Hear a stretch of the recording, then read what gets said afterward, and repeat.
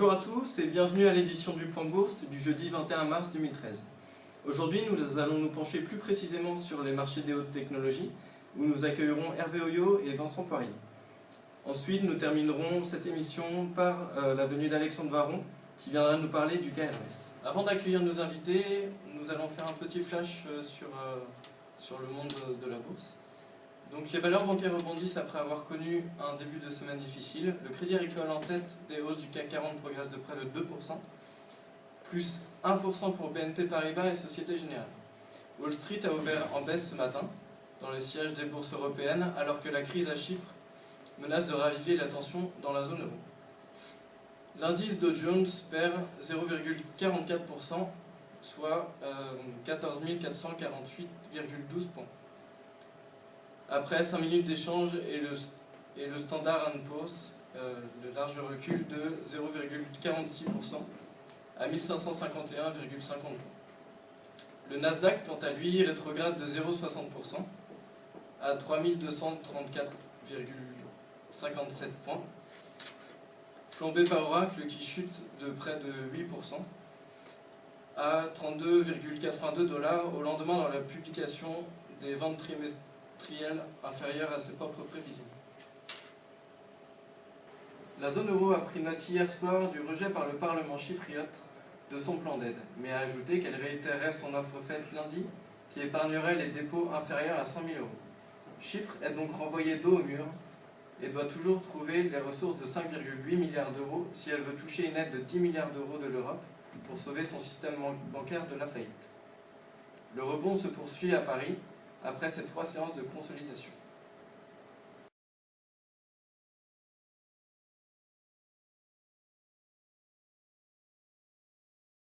Nous allons maintenant ouvrir le dossier sur les hautes technologies. Pour cela, nous allons accueillir deux invités, Hervé Oyo et Vincent Poirier.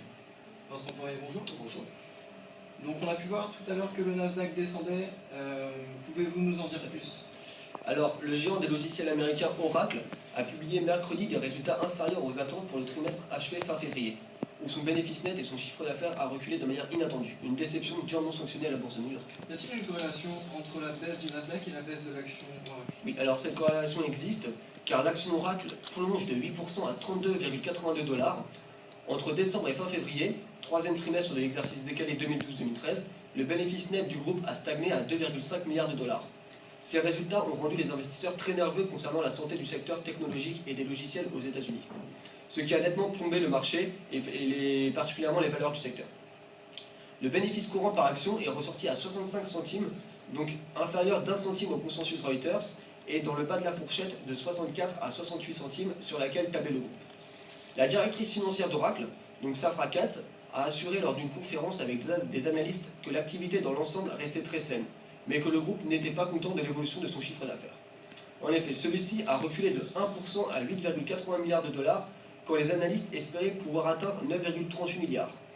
Oracle a précisé dans son communiqué avoir notamment souffert du renforcement du dollar par rapport aux autres devises, mais également aux mauvais résultats de la force de vente après le recrutement de milliers de commerciaux. De plus, les ventes de matériel ont aussi fortement baissé, de 16% sur un an, à 1,4 milliard $. Concernant les ventes de licences nouvelles et abonnements en ligne, le groupe tablait sur une progression allant de 3 à 13% en glissement annuel. Elles accusent finalement un repli de 2% à 2,3 milliards. Dans le secteur des logiciels, ces ventes sont très suivies car elles constituent un indicateur clé des perspectives d'un groupe. Elles sont à la source de futurs revenus de support et de maintenance très rentables. Et aujourd'hui, lors de la clôture, où en était l'action Oracle? Alors l'action Oracle à la clôture était à 32,30 $, donc ce qui constitue une baisse de 9,69%.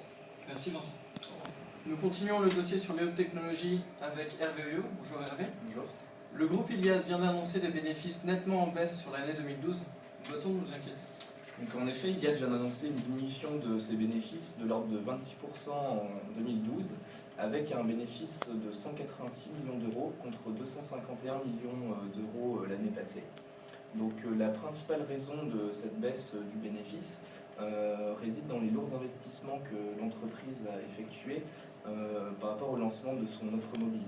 Il faut savoir que l'entreprise a investi pour près d'1 milliard d'euros par rapport au lancement de son offre mobile.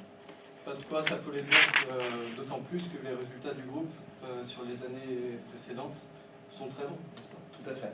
Donc ce qu'il faut savoir, c'est que le chiffre d'affaires du groupe a tout de même augmenté de 50% cette année pour atteindre 3,1 milliards d'euros. Les années précédentes, ce chiffre d'affaires était également en progression. Donc en 2007, il avait augmenté de 160%, de 110% en 2009 et enfin de 53% en 2011. Donc on voit que l'entreprise a réellement une dynamique positive et notamment son action qui bat mois après mois de nouveaux records. Le titre Iliad a augmenté mardi de 5,2% pour atteindre un nouveau record et donc l'action vaut aujourd'hui 157 euros. De plus, le résultat brut d'exploitation a tout de même augmenté cette année de 10,6%, ce qui est exceptionnel pour une première année après le lancement d'une offre mobile. Donc de quoi réjouir les investisseurs et les actionnaires. Tout à fait. Le groupe va incessamment sous peu verser près de 21 millions d'euros à ses actionnaires de dividendes. De plus, en un an, Free, qui appartient à la maison mère d'Iliad, a réussi à obtenir 5,2 millions d'abonnés, soit 8% de part de marché dès la première année, ce qui est très intéressant. Et leur objectif pour 2015 est d'atteindre un chiffre d'affaires de 4 milliards d'euros et d'obtenir entre 15 et 20% de part de marché sur le secteur de l'offre mobile. Je vous remercie pour ces précisions, ainsi que ce qui concerne les marchés de technologie. Aujourd'hui, il y a eu un événement particulier dans le monde boursier. La dernière annonce d'Hermès a fait trembler les marchés financiers.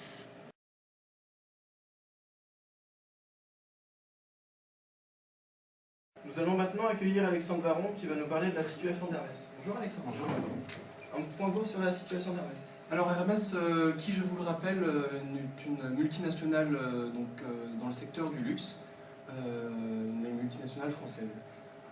Aujourd'hui, Hermès International, qui bat tous les jours des records de hausse, ajoute encore 1% à la progression de son cours de la veille. Ceci à l'annonce des résultats tout à fait étonnants, puisque le groupe de luxe annonce un résultat de plus de 740 millions d'euros. Ce chiffre significatif, supérieur aux attentes des analystes, montre qu'en 4 ans, les bénéfices du groupe ont été multipliés par 2,5.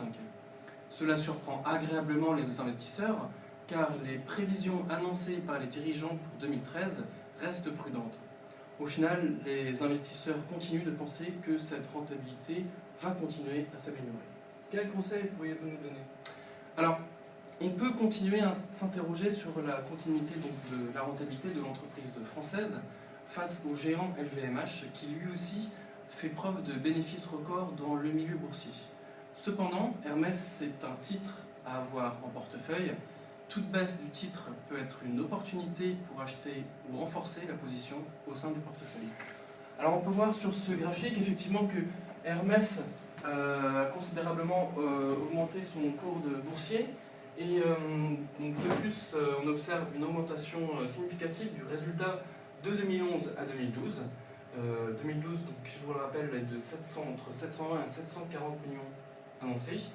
Et ainsi donc les investisseurs peuvent s'allécher de voir le PE augmenter de 37,58. Merci Alexandre. Voilà maintenant à la fin de cette édition. Je vous remercie de nous avoir suivis et je vous donne rendez-vous demain à 18 h pour la nouvelle édition. Au revoir.